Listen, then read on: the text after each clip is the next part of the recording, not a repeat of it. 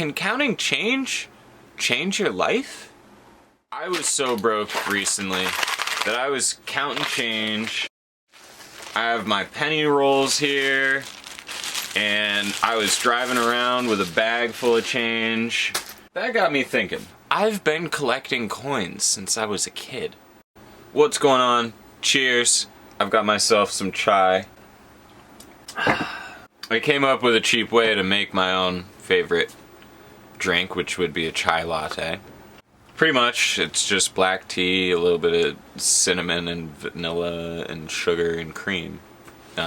It's really not even a chai tea, but it's whatever. Simple, little trivial things. But it's probably not just me who is feeling like a little bit tight on money right now. And we're going into Black Friday, and there's people who are spending money on, things, but I think there's also a lot of people out there who are not spending so much money right now. I just spent probably the last 3 to 4 days at home. It's been kind of difficult. I want to talk about, how being frugal can really affect your mental state, and the way that you can actually reverse that feeling of how you're like, oh, I'm broke, I'm not getting anywhere, things like that. You want to reverse that and say, I'm doing the right thing because I'm staying home and I'm being smart about my money and I'm focused on my future. And while I stay home, I can also get this, and this done. And once I get all 4 of these things done, my day can actually continue and I can say I've done these things and I'm like focused on my future, or I'm being productive. So it's important to remind yourself that even being frugal, even when you're broke, that you are still working towards something in the future. This got me really thinking. I was so broke recently that I was counting change. I have my penny rolls here, and I was driving around with a bag full of change just in case I needed to get gas or needed to get something on the road. That got me thinking. I've been collecting coins since I was a kid. I never even thought about how it would be a good investment. I just had interest in old coins. This box that's been sitting here in the background of each video, this is a cigar box that I got when I was pretty young. I don't know what I was doing with the cigar box, but I started filling it up with coins. And the cool thing about that is it eventually got beyond coins and I started collecting bills. So I've got some cool old bills here from 1957. I got this in my change one day. Beautiful. I've got this 1953. I got this in my change one day. These $5 and $10 bills through trade with a friend. And these are from 1934. If you recognize that golden seal, this is a silver certificate with the African seal on it from 1934. That bill is approaching 100 years old. A $5 and a $10 bill at those times were pretty good buying power. You could buy like a lot more with $10 back then than what you can today. It got me thinking about how holding on to these since I was such a young kid, maybe 6 years old was when I started sifting through change and looking for old coins and things like that. I was doing something that I didn't even think would affect my future, but now that I have all of these pennies, bunch of buffalo head nickels in here, these are some silver coins, Canadian coins that I've collected over the years. Some of these are from the 40s, some of them are silver. Then this is a giant bag. You can see some buffalo nickels in there. Then there's quarters and all sorts of different things. I've got some half dollars. These coins I've been just collecting just because I like them, but I never thought about the actual value of them until pretty recently. I've thought maybe about it, when I was 18 years old, which was over 10 years after I started collecting coins. So if you think about it, there's moments when you're doing something that is going to affect your future that you are not even thinking about and you're not aware of in that moment. So it's okay that being frugal might make you think about how you're broke right now in the moment. Being broke in the moment doesn't affect your future as long as you're doing something right now to be proactive about changing that. One thing that I have to say is I've been really stagnant the last 4 or 5 days.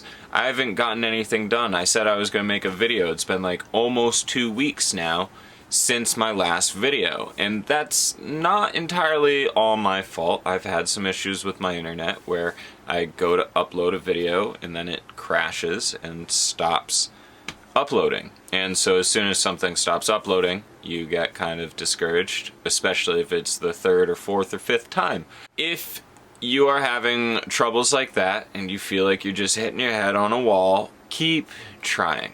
I promise you. All right? Keep trying. The mentality of giving up is going to be way more detrimental to your future than the mentality of trying something over and over in different ways to try and make it work. Now, yes, there is the quote that says, doing something over and over expecting different results is the definition of insanity. I believe that was Einstein, not sure. I do have to agree that doing something over and over again expecting different results is definitely insanity. But making some sort of different change in your plan or making some sort of different change in your way towards achieving something is the main way to get away from insanity. You change the way that you do something, you change the way you look at something, you change the way you approach something, you change your entire outlook in the future by changing little details that you might have been hung up on. Letting go of certain things is also a really important thing. I've been really fixated on different little ideas like, oh, I want it just like this. Sometimes you can't get something just the way that you want it to be. So definitely try and figure out how to change it up a little bit maybe. You can't always get what you want, but you can always work for something that you deserve. And I always think that it's important to tell other people that they're worth it. You're worth it. You are worth it. Try whatever you want as long as you are passionate and you will be successful. And I just want this to be, a little moment for you to really, take in, some sort of inspiration from this video. You never know. You might find a penny that's worth a couple $1,000s and it could change your entire outlook. And you might go through and you might find out you have more of those pennies. You might have a couple nickels or dimes or quarters. You can look up all sorts of different videos on YouTube.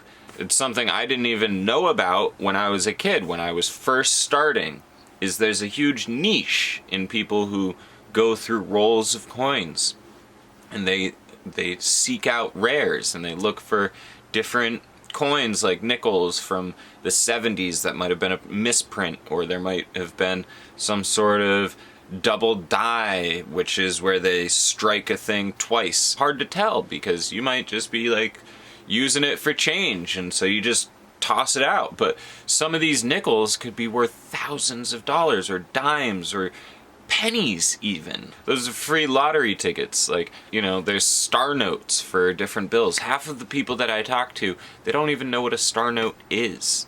It's important for people to know these things, but you aren't ever taught any of these things because it's trivial. It's not going to help you in the long run. There's going to be a point in my life where these coins that I have held on to, they're only going to go up in value and they're only going to become more scarce. Can counting change your life? It's crazy to think about, but think about it. If you have a bunch of coins just sitting like this, just go through it. Just go through pick out anything that's older than the 80s and look it up. Or even look up just specifically like misprinted coins that I should look for and watch a couple YouTube videos. And you'll be like, how have I not thought about this before? It's really crazy. I'm about to probably sell some of these, I think.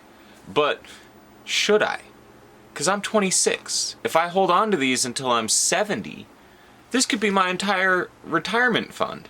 If I have something that's super valuable in here, it could change my life. I could literally retire on these coins by the time I'm 55 or 60 years old. This doesn't take any capital. This is like, I went through my change, and I used to just take my change and I used to just put it in a jar, because change back then in my mind was kind of useless. But I eventually started to think, well, there's so much change that I have, I should look through it and see if there's anything that's of any value that isn't useless. My entire mentality on change changed. I always was thinking, man, I'll never need these coins because I get paid $15 an hour because I work hard or whatever. Like, you know, it didn't make any sense that I would need 100 pennies to make $1. Like, why would I want a roll of pennies? But now that I have thousands of pennies, I've gone through them all, and yeah, like, you know, most of them are worth face value. But have I checked all of them and made sure that they aren't misprints? No. I've just checked them for dates, and anything past a certain date I held on to, because eventually they will be worth something, or eventually they will be worth more than they are now. And so even if it's 1,000 pennies that's worth maybe 10 cents a piece, that's 10 times the value of those pennies. And it also would be not just $10, it would be a lot more. I totally did that wrong. 10,000 pennies is $100. I don't know why I got that wrong. That's so simple. You might just be walking around with some coins in your wallet, and you know, I actually think I might even have some in my wallet right now. Let's pull something out and see what we have. Alright, so out of a small little handful of coins, I found myself 4 coins that I would probably keep right here. I have 1953 nickel. Looks really nice, to be honest. I've got a 1967 and a 1965 quarter. Not bad. And then I got this penny that almost looks like it's mint, and it's from 1981. It's got a nice look on it. Beautiful.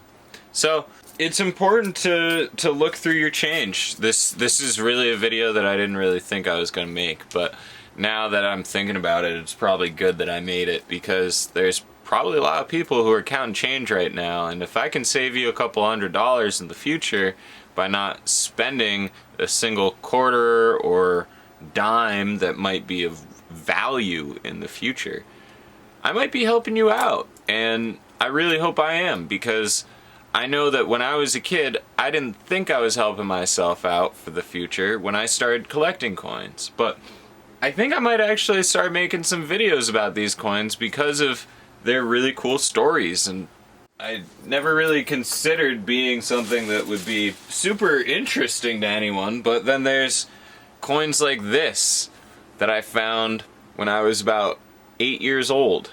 The research that I've done has pointed me back to seeing that this is a coin in the late 1700s, and it's a Georgius Rex, I believe the second.